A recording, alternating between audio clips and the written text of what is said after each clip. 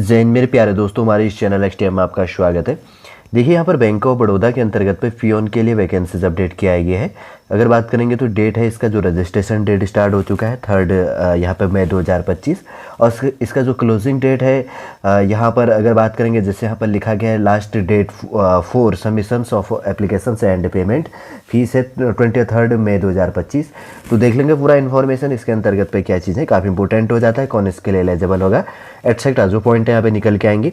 Solid रूप से इस वीडियो के अंतर्गत तो हम सॉलिड रूप से डिस्कस कर लेंगे। बने रहेगा इस वीडियो के अंतर्गत पे। यदि आप नए हैं, यदि आपके द्वारा हमारे इस चैनल एक्सटीएम को सब्सक्राइब नहीं किया तो सब्सक्राइब कीजिए तथा बेल आइकन को प्रेस कीजिए, ताकि जो भी कंटेंट, जो भी इन्फॉर्मेशन हमारे द्वारा आपके लिए प्रोवाइड किया जाता है तो उसका नोटिफिकेशन आपके पास समय पर अवेलेबल हो जाएगा।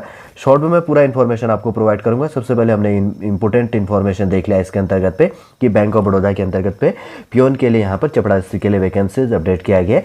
अगर यहाँ पर रजिस्ट्रेशन की बात करेंगे तो 3 मई 2025 से लेकर 23 मई 2025 इसका लास्ट डेट है। अगर वैकेंसीज की बात करेंगे तो टोटल जैसे यहाँ स्टेट वाइज दिया गया 500 पोस्ट है, यहाँ पर 500 पोस्ट इसमें दी गई है। जैसे कि नंबर वाइज में वैकेंसीज की बात करूंगा और आप देख लेना यहाँ पर कैटेगरी वाइज क्या चीज़ें हैं। Schedule caste, schedule tribe, OBC, EWS, unreserve category और पीडब्ल्यूडी के लिए और एक्स सर्विसमैन एटसेट्रा यहाँ पर कैटेगरी वाइज यहाँ पर वैकेंसीज दिया गया है। अगर आंध्र प्रदेश की बात करेंगे तो 22 है, आसाम के अंतर्गत में 4, बिहार के अंतर्गत में 23 और उसके बाद में चंडीगढ़ के अंतर्गत में 1 और छत्तीसगढ़ में 12 पोस्ट है। दादरा एंड नगर हवेली के अंतर्गत में 1 है। यूटी का मतलब यूनियन टेरिटरी केंद्र शासित प्रदेश।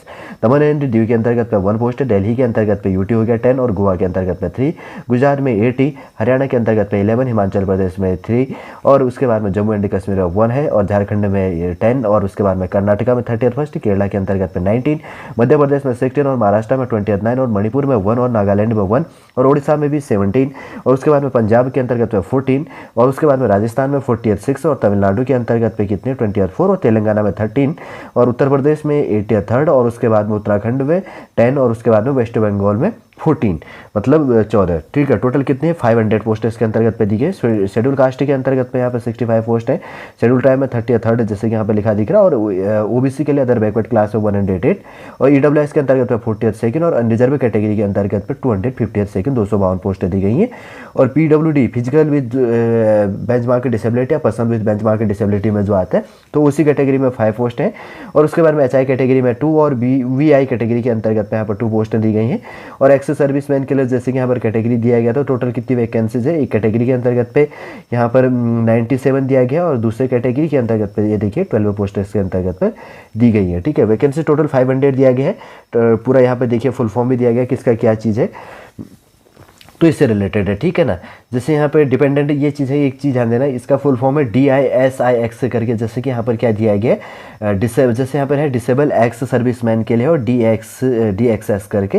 जैसे यहाँ पर दिया गया departments of ex serviceman killed in actions के अंतर्गत पे, किल्ड इन एक्शंस के अंतर्गत पे ये EXS का मतलब है एक्स सर्विसमैन के लिए। ठीक है, सारी वैकेंसी संबंधी देख लिया है कि किस स्टेट और यूटी के अंतर्गत पे कितनी वैकेंसी है, कैटेगरी वाइज किसमें वैकेंसी है देख लीजिएगा। अब अपने स्टेट के अंतर्गत पे देख लो कि शेड्यूल कास्ट, शेड्यूल ओबीसी और ईडब्ल्यूएस आपके लिए कितनी वैकेंसी आ जाए।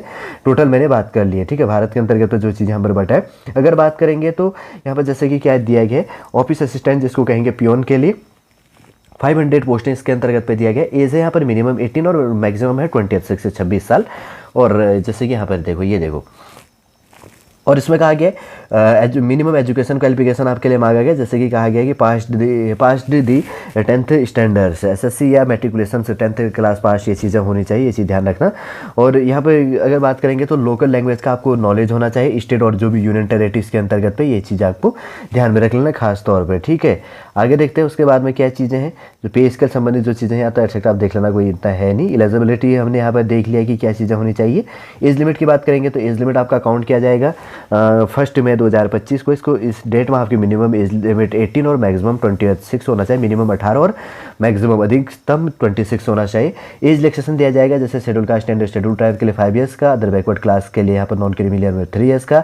और उसके बाद में जो यहाँ पर बेंचमार्क डिसेबिलिटी के अंतर्गत आता है, जैसे यहाँ पर लिखा गया कि person with benchmark disability category के अंतर्गत पे तो इसका जो भी है 10 ईयर्स का 10 साल के लिए छूट दी जाएगी। और उसके बाद में एक्स सर्विसमैन और डिसेबल्ड एक्स सर्विसमैन के लिए जो चीज़ है तो आपका आपका जो भी है, आपका जो फोर्सेस से जब आप रिटायर जो भी चीज़ मिले तो उससे प्लस आपका 3 ईयर्स होना चाहिए। और उसके बाद में जैसे कि यहाँ पर कहा गया कि ब्रैकेट के अंतर्गत पे यहाँ पर लिखा है कि 8 years for disabled ex serviceman belonging to schedule caste schedule tribe के लिए होना चाहिए, subject to a minimum age limit of 50 years. ये चीज़ आपको ध्यान में रखना है, ठीक है ना। जैसे यहाँ पर देखिए actual period of the service renders in the defence force plus 3 years का, उसके बाद में प्लस उसमें 3 ईयर्स का लेना, जो भी आपका वो चीज़ है ये चीज़ ध्यान रखना। जैसे आपका डेट ऑफ बर्थ भी है ना 1/5/1999 से लेकर 1/5/2007 के बीच में आपका डेट ऑफ बर्थ होना चाहिए, ये चीज़ क्लियर कर लो। जैसे विडोज है, डाइवोर्स वुमेन है, जैसे तलाकशुदा है या डाइवोर्स विधवा, ये चीज़ें वो चीज़ें सारी क्या जा रही है। एंड जैसे यहाँ पे लिखा गया है women judicially separated who have not remarried, और वो यहाँ पर क्या है कि जैसे यहाँ पर क्या लिखा है कि जुडिशियली सेपरेट विथ, मतलब वो अलग रह रही है और उसने शादी नहीं किया है, तो उसके लिए जैसे कि यहाँ पर कैटेगरी वाइज दिया गया है। जैसे यहाँ पर क्या है कि 35 एज लिमिट इससे होना चाहिए जनरल कैटेगरी में, ईडब्ल्यूएस के लिए 38 ईयर्स और ओबीसी एंड जैसे 38 ईयर्स फॉर ओबीसी के लिए जनरल और ईडब्ल्यूएस के लिए 35 है, और 38 ईयर्स आपका ओबीसी के लिए and 40 years for schedule caste and schedule tribe candidates के लिए, ठीक है। एज रिलैक्सेशन जिस कैटेगरी के अंतर्गत पे दिया जाएगा तो क्या चीज़ें हैं, ये चीज़ थोड़ा सा बेसिक में हमने देख लिया। आगे बढ़ते हैं, उसके बाद में क्या पॉइंट निकल के आ रहे हैं और विजुअल संबंधी कुछ चीज़ यहाँ पे बेसिक सा फिजिकल स्टैंडर्ड संबंधी थोड़ा थोड़ा बेसिक सा दिया गया है और किसके अंतर्गत पे क्या चीज़ें हैं। अगर बात करते हैं आगे उसके बाद में कौन कौन सी पॉइंट यहाँ पे निकल के आ रही है, वो चीज़ देखना काफ़ी इंपॉर्टेंट हो जाता है। फिर उसके बाद में बात करेंगे यहाँ पर फॉर्म फीस के लिए, एप्लीकेशन फॉर्म फीस की बात करेंगे तो 600 एंड 100 फॉर्म फीस है। अगर 600 की बात करेंगे तो टैक्स एप्लीकेबल से जैसे यहाँ पर टैक्स से लिखा गया प्लस पेमेंट जो इसके अंतर्गत पे हो गया गेटवे के अंतर्गत पे charge for general EWS and OBC candidates के लिए। फिर उसके बाद में 100 है, यहाँ पर 100 रुपये फॉर्म फीस पे करनी है schedule caste schedule tribe PWD ex serviceman और DISXS, और उसके बाद में वुमेन्स कैंडिडेट्स के लिए यहाँ पर 100 रुपये फॉर्म फीस है। और इसके अंदर की बात करेंगे तो 600 किसके लिए है, जनरल ईडब्ल्यूएस और ओबीसी कैंडिडेट के लिए ये चीज़ें यहाँ पर दी गई हुई हैं, ठीक समझ गए होंगे ये चीज़ें। अब अगर यहाँ पर बात करेंगे तो जैसे आपका एग्जाम हो रहा है, ये चीज़ भी थोड़ा सा आप ध्यान में रख लो क्या क्या चीज़ें हैं। देखिए यहाँ पर knowledge of the English language से आपके लिए देखिए पेपर कितना स्टैंडर्ड क्वालिटी का होना है। 25 क्वेश्चन है यहाँ पर 25 मार्क्स का, और उसके बाद में जनरल अवेयरनेस है 25 क्वेश्चन 25 मार्क्स का, और एलिमेंट्री अर्थमेटिक्स से 25 क्वेश्चन 25 मार्क्स का। उसके बाद की बात करेंगे तो जैसे यहाँ पर की बात करेंगे तो आपका टेस्ट होगा, ठीक है ना। एक अगर बात करेंगे तो ये टेस्ट कौन सा आपकी एक साइकोमेट्रिक्स जैसे टेस्ट हो जाएगा, ठीक है ना। रीजनिंग के अंतर्गत पे जैसे आ जाता है तो 25 क्वेश्चन है इसके अंतर्गत पे इंक्लूड हो जाएगा 25 मार्क्स का, 100 क्वेश्चन 100 मार्क्स का। हिंदी और इंग्लिश और ऑफिशियल लैंग्वेज के अंतर्गत पे एंड स्टेट और यूटी के बेस में आपका एग्जाम होगा।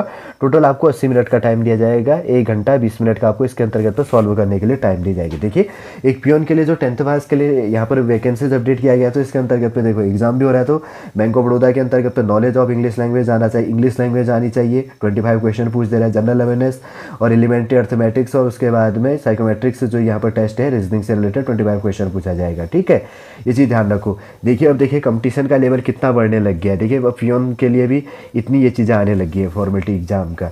देखिए आपका जो भी स्टेट और यूटी है जिसके अंतर्गत में कंपलसरी जो लैंग्वेज संबंधी यहाँ पर है कैटेगरी वाइज आप देख लेना यहाँ पर, देखिए यहाँ पर, और इसके बाद में सारे यहाँ पर दिया गया यूटी और स्टेट के अंतर्गत पे काफ़ी इंपोर्टेंट हो जाता है। जो आपका एग्जाम सेंटर आपका देख लेना स्टेट और यूटी के अंतर्गत पे जहाँ पर भी वैकेंसीज अपडेट है, यहाँ पर सेंटर ऑफ एग्जामिनेशन इसके अंतर्गत पे कैटेगरी वाइज इसमें दिया गया है, ठीक है ना, स्टेट वाइज।